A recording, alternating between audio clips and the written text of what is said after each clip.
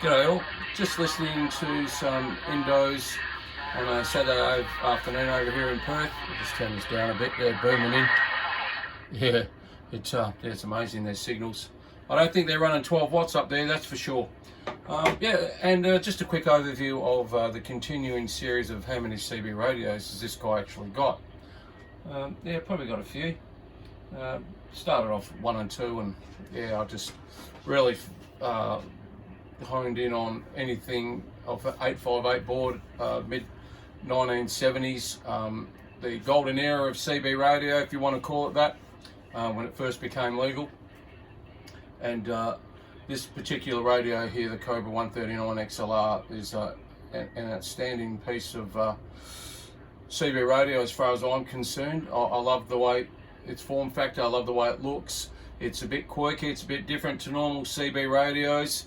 Cobra really did a fantastic job. They look really good. This radio was bulk stock as such, hasn't been interfered with at all, apart from the globes in the meters being changed over to a warm white LED globes, so it doesn't give you that really high white intensity lights that a lot of people get with what is it, daylight, isn't it? Daylight, the globes are the real bright ones. When I fit them, I usually have to put a resistor in line just to take some of the edge off, and it also helps with the longevity of the LED globe as well. So this is a Cobra, as I said, a Cobra 139 XLR. Fantastic radio. The meters work, everything works. It is just a brilliant standard radio. Easy to listen to. It doesn't bring in a lot of hash and noise like the Strikers and the Galaxies and the Newton and Bearcats and all that nonsense made for the last 10-15 years, I suppose. When they made, obviously everyone knows about the 858 board between 76, 78, give or take, and then the FCC in America spat the dummy about how many of these radios were, well, first of all, they're easy to modify for extra channels, and also you could get a fair bit more out of them without going overboard and burning out any transistors. You could get good 20, 24, 5 watts, whatever it wanted to be, but back in the day that was twice the power that you were allowed, and the FCC in America are up in arms about it, so they put a lot of pressure on President to cease production of the 858 board, which they did. They said, well, we're going to ban them. So then they came up with there was a transition board between the second generation 858. There is a first generation 858. I've got one here. I've got a Cobra Centurion 40D, and that has got a different 858 board where all the tracks are on the actual upside of the board instead of the underside. You can tell the PCB is different. It's the same chipset. So they had the first generation 858, and then they went to this one, which is a second generation 858 board, and then they had to have a new chip, which was the MB8719. But in between then, they used another chip, and some of you would know about that. I've got a Washington here that's like a transition board. I can't remember the name of the number on the chip. And then they went to the MB8719, and that created another set of huge issues where, techs and everything like that just started cutting traces and adding switches, and it all just grew from there. And then by that time, I think the FCC had put their hands up and gone, Barleys, this is all too hard. The same thing in Australia. Obviously, we had the 18 channel, wasn't it? First we went to the 23, and I think they were banned. And I heard somewhere that people had to hand or destroy their 23 channel CB radios, and how bizarre is that?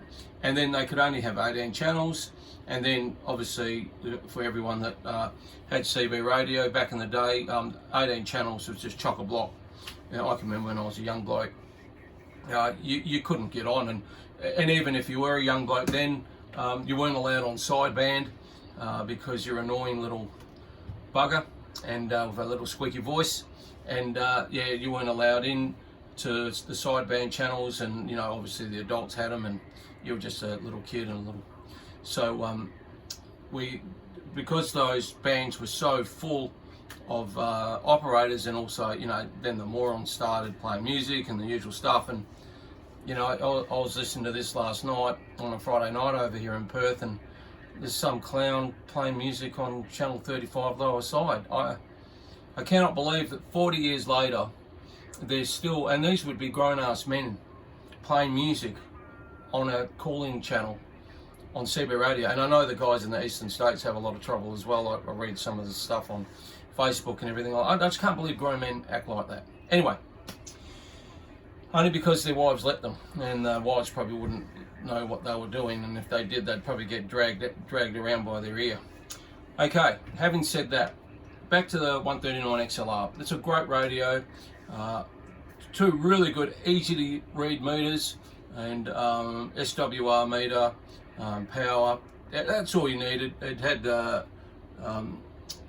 really good form factor to it, really easy to use. I like the way all the switches and everything was laid out. It was just a really good radio to use, really good on the ear as well. There's no filters or anything done extra to this radio. It just plugs straight into the antenna, and as you can hear, there's hardly any hiss or hash or anything. I run a Stereo Gain Master for my vertical, and that's been up for like 5-6 years now. Fantastic antenna. I read a lot of stuff about Stereo Gain Masters. I reckon they're a bloody great antenna. They do the job just as good as any. The station masters are great. You got the 5/8 with ground plane and everything like that. But to me, I have a problem with parrots over here, cockies as we call them, and I've had about 5 on there, and I think I got a video of it once for about 5 cockies hanging off it, and it was bent over like a fishing rod. It was pretty funny actually. And one day it's going to snap because the sun over here in WA is fairly harsh, and when I first bought it, the antenna was white. Now it's like a yellow colour. So antennas are consumables, aren't they? If a bird doesn't get it, or the wind will get it, and it will fall down and break. And so that's what I run. I run a Stereo Gain Master, and this is just a normal CB radio, and it's absolutely fantastic. What I'm going to do is quickly switch it over to channel 35 lower side. I'm sorry about that. And we'll see if anybody's on 35.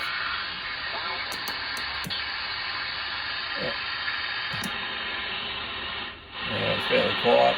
There was a fair bit of skip coming through before. It died off now.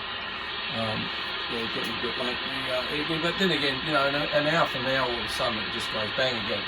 So, yeah, just a really good radio. Love the 4th firing speaker, all the controls. Beautiful set of meters. The channel readout is great. There's nothing else on this radio to be done, and it's just a fantastic piece of engineering as far as I'm concerned.